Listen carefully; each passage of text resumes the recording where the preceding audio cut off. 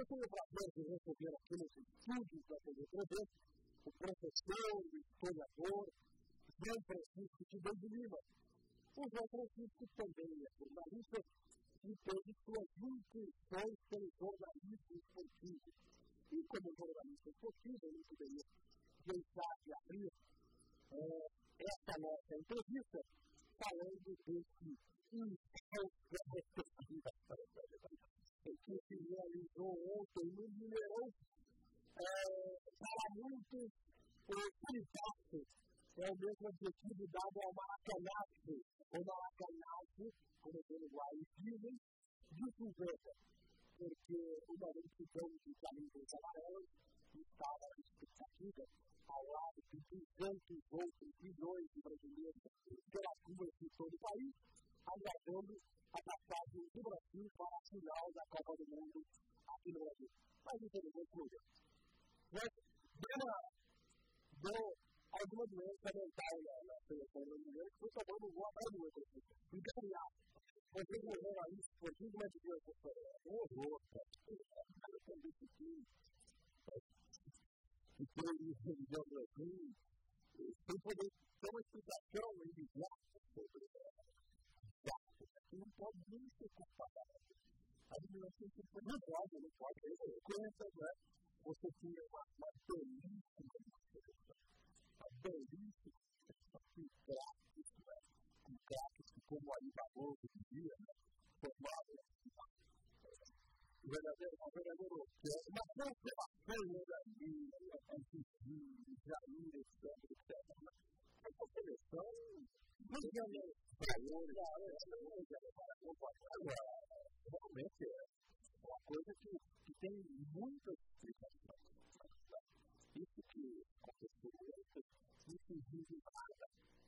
E não foi também uma coisa acidental. Não foi uma coisa acidental. Principalmente diante de uma seleção que prima pela organização. Como é o caso da seleção alemã. Aqui tem uma qualidade técnica, jogadores individuais, etc., mas ela prima pela organização. E além de ser também representante de um país ultra organizado, como é a Alemanha. Então, essa derrota não tem dúvida nada. Ela tem explicações sim, que vão ser dadas ao longo dos dias, das semanas, dos meses, dos anos, certo? Mas isso não foi evidente, não. Nós tivemos tantas seleções que não lograram isso. As duas seleções comandadas nas duas Copas por excelente campeão. Tem dois gols de 86 no México. E tinha várias seleções que não ganharam. Mas deixaram saudade, né? Deixaram saudade. Eu me lembro dessa seleção que pode chegar até em terceiro lugar. Não vai deixar saudade. Eu me lembro da Copa de 82, eu até a última Copa transmitida pelo Luciano do Vale. E eu sei, daquele jogo decisivo que acabou sendo com a Itália, e uma seleção que era orientada por um dos melhores técnicos da nossa história, que foi o Pelé Santana. Uma pessoa respeitadíssima, que entra fácil na lista dos melhores treinadores da história. Então, a gente tem uma lembrança dessa seleção que perdeu a Copa, na verdade, mas deixou muita saudade. O Brasil teve um apagão mental, uma coisa incrível, ainda vi aquela sucessão de gols, um atrás do outro, não parecia a Copa do Mundo, era um de cara, de pelada. Que isso? Aquilo foi deixando, como eu disse aqui, ninguém não leva um papo, porque eu ficando triste, mas ela deixa, digamos assim, uma lição. Ela precisa ser explicada essa derrota. E na medida que você vai explicar essa derrota, você vai fazer você vai contextualizar esse futebol na nossa sociedade como um todo. O futebol não está desvinculado digamos, do político, do social, na verdade. Ele não está vinculado do cultural, certo? Então, é preciso que você faça uma análise com uma abrangência, e essa abrangência seguramente vai garantir uma explicação para esse desastre, por essa derrota indecente que foi essa doença contra o sócio. Eu nunca vi isso na história futebolística toda, e isso é uma sensação, sem dúvida nenhuma. Agora, como resta ficar aí na expectativa para receber ou a Argentina ou a Holanda no sábado em Brasília, onde o Brasil vai jogar para decidir quem fica com o terceiro lugar. E o vencedor de hoje joga com a Alemanha domingo no Maracanã para saber quem fica com o título desse mundial. Na sua opinião? Olha, a gente tem uma vizinhança com a Argentina, né? Apesar de dizer que os nossos maiores rivais da Argentina, etc., mas existe uma vizinhança, existe até uma familiaridade, na verdade. Então, existe uma identificação, inclusive cultural, e geográfica, uma proximidade, etc. Mas, agora, de um modo geral, eu acho que, para que eu vou torcer, por exemplo, eu vou torcer pelo futebol. Vou torcer pelo futebol. Ou seja, o futebol enquanto engenho e arte. Eu acho que a Argentina tem valores. Tem um cascaço de bola que é a mesma. A Holanda também tem as suas valores, tem as suas. Até o Robin, né? O Robin, para entender, que é um jogador fora de série. Além de ser um time muito organizado. Então, eu vou torcer pelo futebol, porque eu não acho ruim, né? Esse futebol, ele se manifestar através de uma vitória da Holanda, ou da Copa dos Times, né? Mas eu acho ruim que a Argentina ganhe, porque nós somos cidade, etc. Eu vou torcer pelo futebol. Então, estou aguardando essa partida de hoje, às 17 horas. Bom, eu vou dar o meu ponto de vista aqui também. Claro que a Argentina vai depender muito do talento do Messi. Porque precede ele para sair do talento, para poder ele aplicar a sua pedacinha, ele bate super ele pode tirar. E aí, se tiver uma carta inspirada, etc., aí a Argentina tem chance. Mas se não, pela organização, pela criança, a Holanda inspirar a Alemanha. E eu acredito, particularmente, que a Holanda tem mais condições de vencer do que a Argentina. Eu acredito na final entre a Alemanha e a Holanda, no próximo domingo, e mais uma vez, a Holanda vai ficar na fila no meu ponto de vista. Não é difícil, né? Não é difícil. Eu acho que estamos dentro, né? De duas escolas diferentes, a Argentina e a Holanda, mas dentro de uma Copa do Mundo, né? Com uma expectativa tão grande, você tem aí dezenas de milhares de torcedores da Argentina, é uma expectativa mais forte, então a gente não consegue, isso não antecipar.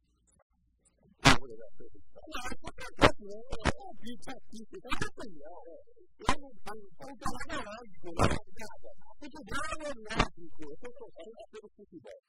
O futebol, eu estou torcendo pelo futebol. Eu não tenho ideia.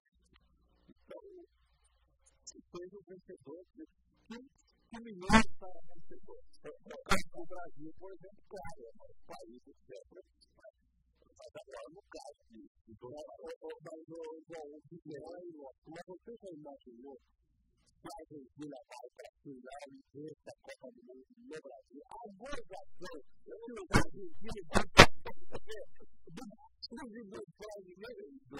da vida. Os argentinos já foram campeões mundiais. Já fizeram craques com coisa dele, já pela mano de Deus. O craque é Maradona. Tem um craque de bola hoje que é o Lionel Messi. Então, não é impossível que a Argentina possa ter esporte. É verdade. Vamos aguardar. Mas hoje é feriado paulista. É um feriado chamado de feriado da Revolução Constitucionalista de 1932. O que é essa data? O que é o 9 de julho para ser feriado de São Paulo e de Valente? Eu acho importante que a gente faça um resgate dessa data. Acho importantíssimo.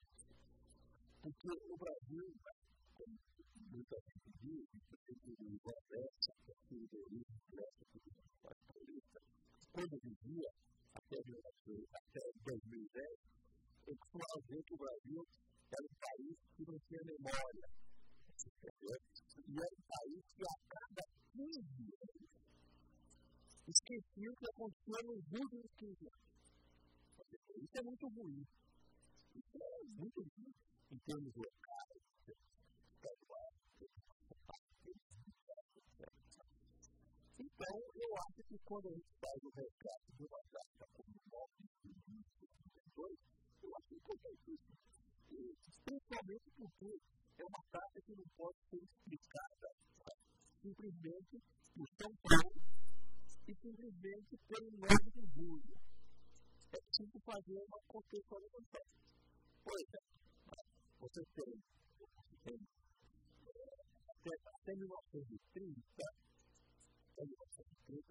durante um período republicano que começou em 1889, até 1930, você tem o chamado período da República Velha. Era um período onde os mandatários políticos, os presidentes, governaram o país, certo? E a partir também do parlamento, do Congresso, etc., governaram o país como se eles fossem um conjunto de fazendas. Entendeu? Ou seja, o Brasil, até 1930, você não tinha voto secreto, os presidentes eram eleitos, como se chamava a bico de pena, através da assinatura de um livro, onde o eleitor assinava sob pressão, porque não tinha voto secreto. As mulheres não votavam. Tá certo? Só votavam pessoas maiores de 21 anos, alfabetizadas. A maioria esmagadora da população brasileira era analfabeta. Para você ter uma ideia, o último presidente da República Velha, foi o Washington Luiz, por exemplo, ele foi eleito aí com uma porcentagem de votos da ordem de 2 a 3% da população brasileira. Isso não tem representatividade nenhuma. Então, você teve nesse contexto aí uma evolução de fato. E desses fatos participaram dessas debates. Você tem um movimento televista em 1923, no seio do Exército Brasileiro, reclamando por uma modernização do Estado. E nesse contexto todo, houve uma situação de fatos aí, de conjunturas, etc., que acabaram levando à Revolução de 1930, que teve como líder civil o Getúlio Vargas. E, após uma eleição fraudulenta, que elegeu o sucessor do Washington Luiz, com fraude de todo tipo, que você não precisa secreto. E aí, então, a eclosão de uma revolução, pregando uma modernização do Estado. E aí, a liderança civil desestabilizada. Claro, você teve dois estados que foram atingidos politicamente por essa revolução, que eram aqueles que praticamente se revezavam no governo do Brasil, que eram os estados de Minas e de São Paulo, a chamada política café com leite, como se diz. Esses estados foram os mais atingidos pela Revolução de 30. O Getúlio Vargas era gaúcho, era do Rio Grande do Sul. Então, essa revolução estoura, e aí você tem o seu discurso da justificar, ela fala da necessidade de uma reforma institucional. Preciso reformar o Brasil, fazer uma reforma eleitoral, entendeu? E outras, as mulheres não têm direito do voto, também existe, assim, na nossa sociedade, você não tem, por exemplo, uma legislação dispondo sobre trabalho, sobre relações de trabalho, nós estamos em 1930, os países europeus, Estados Unidos, já fizeram a revolução industrial, e nós não temos uma regulamentação das horas de trabalho. Hoje aqui a mulher, dos menores, dos trabalhadores, do modo geral, o Getúlio Vargas, logo depois da Revolução de 30, de outubro de 1930, o Getúlio Vargas cria o Ministério do Trabalho. E quem foi os líderes desse movimento em São Paulo e em Minas, que culminou com essa data de 9 de julho? A data de 9 de julho, claro, aí você vai ter a evolução dos fatos, tá certo? É preciso reclamar de uma mudança, afinal, a revolução fez uma mudança. E aí o que acontece? Em princípio de 1932, já se fala na situação de uma Assembleia Constituinte para fazer uma nova Constituição para o Brasil. Você perguntou sobre a Revolução Nacional de São Paulo. Então, em início de 1932, já se faz a convocação de uma Assembleia Constituinte para se fazer uma nova Constituição. Certo? Uma Constituição que entronizasse o Brasil no mundo moderno. Entendeu? Nessa época também já são criados o Ministério do Trabalho, já é regulamentado o trabalho do menor, regulamentado o trabalho da mulher, dos trabalhadores do modo geral, já se cria o Ministério do Trabalho, já está criado o Ministério do Trabalho. Então, o Getúlio já chega como líder da Revolução de 30, ele aceita a combinação de uma Assembleia Constituinte. E essa Assembleia Constituinte vai fazer a nossa Constituição. Isso no início de 1932. Mas agora, se você agora é claro, você sabe que a coisa caminha muito devagar, existe uma pressão muito grande para que se definem logo as regras dessa nova realidade, as regras institucionais. E aí você vai ter, em maio, por exemplo, em maio de 1932, você vai ter conflitos políticos em São Paulo. E desses conflitos, inclusive, esses conflitos vão resultar na morte de 4 pessoas, na verdade, que dão início a Martins, Drauzio Camacho, entendeu? Ali na Praça da Sé, na Praça da República. Na Praça da República, em 1923, o desencadeamento de conflito, que resultou na morte dessas 4 pessoas. Um deles, filho de fazendeiro, e os outros 3 assalariados. Certo? Agora, isso então deflagra uma situação absolutamente insustentável. E aí, então, até você dar um passo na medida que São Paulo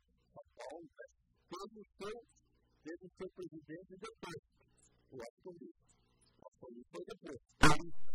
Então, o presidente que foi eleito para suceder o Washington Luiz, também em São Paulo, Júlio Prestes. E também não tomou posse, então, você tem uma situação de São Paulo que é explosiva. E essa situação é que vai levar a organização do movimento armado, para fazer oposição aos republicanos e para ser palavra de ordem, exigir uma constituição. Por isso que o movimento se chamou de constitucionalista. Não já existia anteriormente uma proclamação que assinava a participação de uma Assembleia. De qualquer forma, o movimento armado de São Paulo, ele acelerou. Ele foi um movimento armado, inclusive, que você teve 30 mil convocados. Forças de São Paulo, militares, 30 mil, na verdade, morreram 800 pessoas no conflito. O conflito foi aqui no Vale do Paraíba, entendeu? E São Paulo ficou praticamente isolado. Deveria contar com o auxílio do Mato Grosso, mas acabou não contando. São Paulo ficou isolado. E aí o movimento durou, não chegou a durar 3 meses. Aí São Paulo tem que se render. Eu tive um dia que lutou no movimento armado. Até porque naquela época os historiadores diziam fatos de várias pessoas que mais antigos que contavam, eles diziam que essa aglomeração paulista e essas pessoas que estavam muito aos voluntários que lutavam por São Paulo, eles eram levados por um salvamento de um radialista na época, chamado César Ladeira, que se empregava e os paulistas ficavam todos acreditando na possibilidade da Ladeira, ficou consagrado como a voz da revolução. Ele falava, inicialmente pela Rádio Record, de São Paulo Machado de Carvalho. Então ficou conhecido como a voz da revolução, que consagrou o César Ladeira. Depois ele ia para o Rio e se transferiria para a Rádio Maurício Reis e depois para a Rádio Nacional. Mas o rádio nessa época foi uma importância muito grande. Como elemento de propaganda, eu queria trabalhar com os pais aqui do Vale do Paraíba e trabalhar no César Ladeira. O rádio, por exemplo, quando estourou a Revolução de 32, qual era a idade da existência do rádio do Brasil? Pouco mais menos de 10 anos. O rádio entrou no Brasil em 1923. Entendeu? Em 1923. Então, você não tem nem 10 anos percorridos quando estoura a Revolução de 32. Mas, nessa época, naturalmente, consciente da importância do rádio como um elemento de decisão, de ideias, de aglutinação, de controle da opinião pública, você utilizava também ele faz um decreto, concedendo ao governo o poder para poder dar licença para a instalação de emissões do rádio. É uma coisa que pode ser feita só através do poder da República, a instalação de emissões do rádio. Isso é um decreto que foi utilizado. E esse a importância do rádio em 32, ela produziu os seus efeitos que terminou depois no futuro com a chegada da Constituição. Mas sem dúvida, quando estoura a Revolução, na verdade, as lideranças de São Paulo, por exemplo, as lideranças políticas de São Paulo, elas que lideraram a Revolução, entre essas lideranças, o presidente da Fiesp, da Federação das Indústrias de São Paulo, que hoje é a Fiesp. Quem era o presidente, Um dos fundadores da Fiesp, o senhor Roberto Filho. a figura não está no momento. Entendeu? Então, aí do ex-ministro da Economia, Mário Henrique Franco, também já vai agora. Antes, essa liderança paulista, logo depois que a Revolução Industrial, e depois ela é derrotada, a Revolução é derrotada com um pouco mais de 2 meses, tá certo? O que acontece? Essas lideranças vão ser exiladas, vão ser banidas. Inclusive, membros da família Mesquita, o Júlio de Mesquita, que é a família que tem o controle do Júlio Mesquita, o Roberto Cínico, essas lideranças todas vão ter que ir para o exílio, embarcam em Santos, no Brasil, no Rio de Janeiro, etc., e vão para o exílio. Um pouco mais para frente, elas serão, depois, sendo elas serão, vai haver vão retornar. Esse banimento, então, vai ser um banimento público. De qualquer forma, ele vai existir. Agora, depois, quando existe uma convocação na Assembleia Constituinte, já a partir de 1933, isso deve ser visto também como a partir de 1933, ela é convocada à Assembleia Constituinte com votação direta, certo? E aí, essa Assembleia Constituinte vai ser convocada com a finalidade prioritária de elaborar uma Constituição.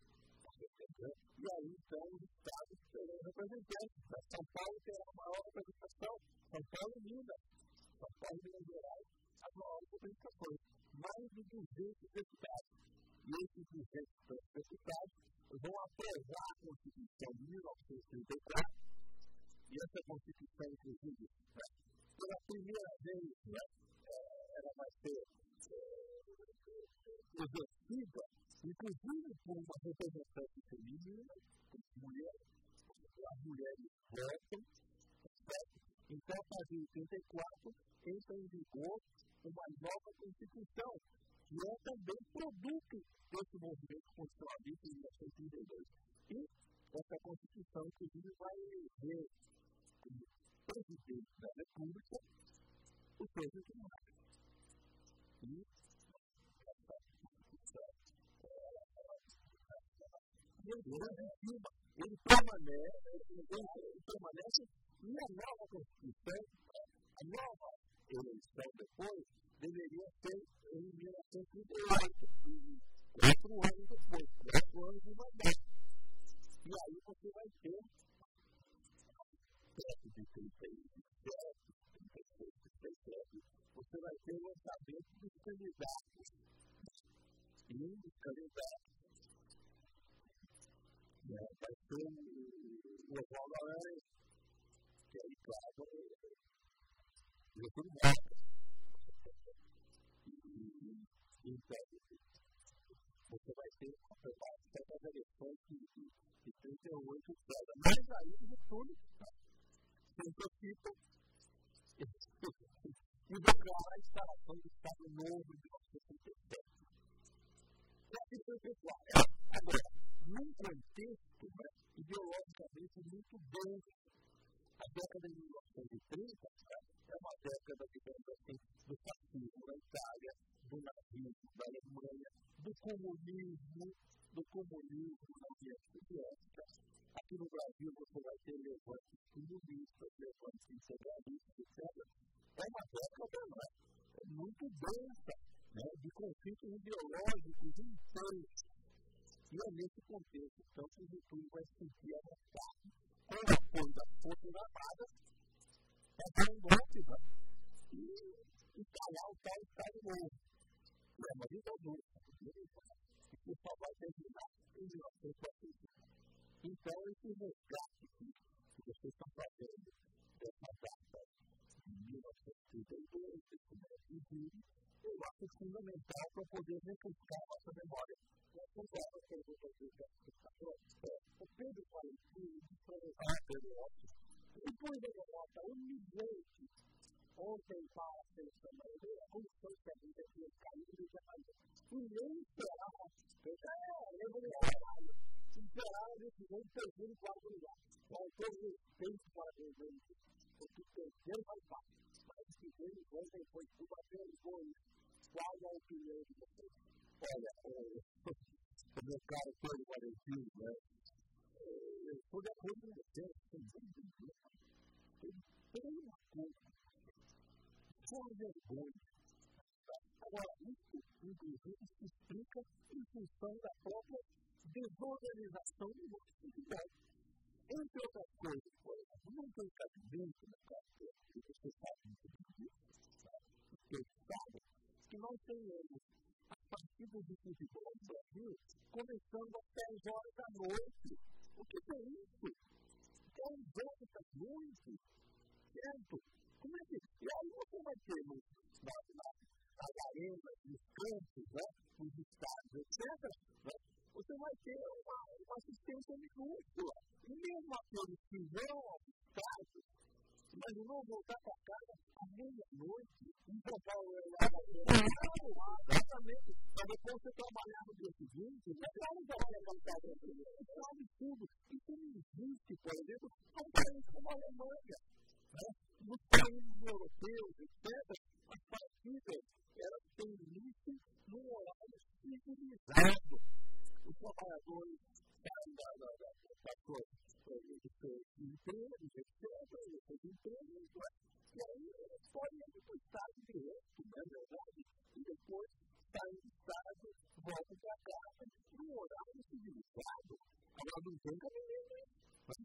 Você tem que ir para o estádio 10 horas da noite. Isso é absurdo. Agora, é preciso mesmo que você diz isso, né?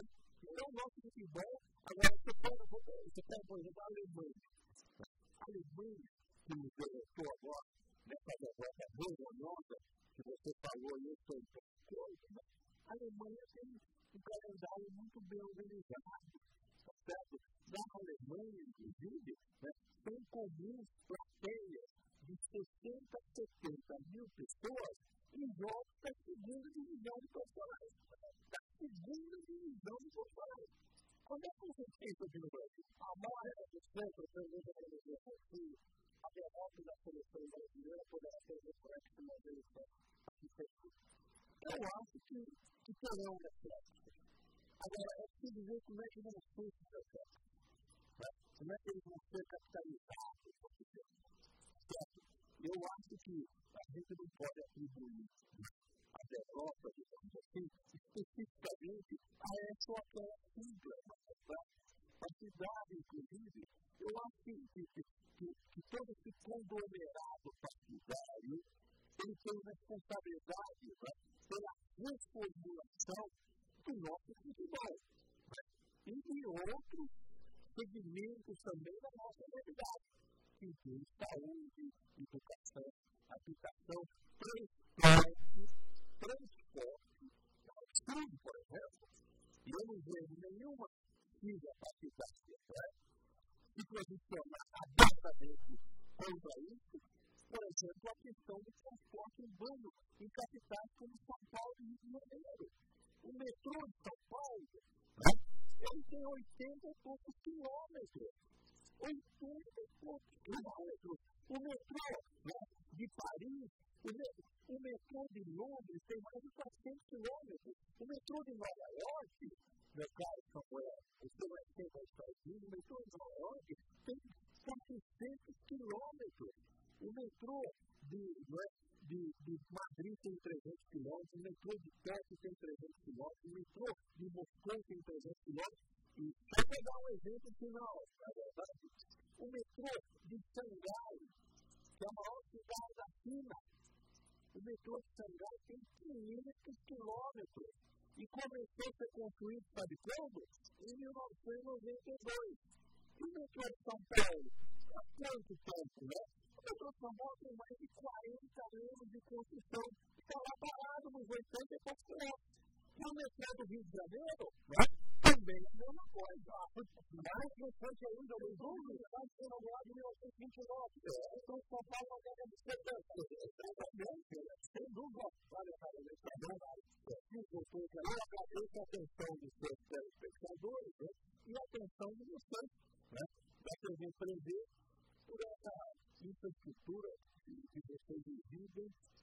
e essa competência, e esse profissionalismo, você entendeu? E isso só traz muita alegria. Eu não posso cuidar de Bauru, sem dúvida. A região toda, muito obrigado a todos os jogadores, professor, João Francisco, que tem uma que me foi que é todo o professor, uma data física em processo para Paulo Paulista, que é esse feriado de 9 de julho, num feriado não muito bem recordado no futuro para os brasileiros, depois dessa derrota atual em Europa, contra aqueles países do país. Então, eu vou ter que a vida aos que nos acompanharam, os nossos agradecimentos. Nós estaremos de volta.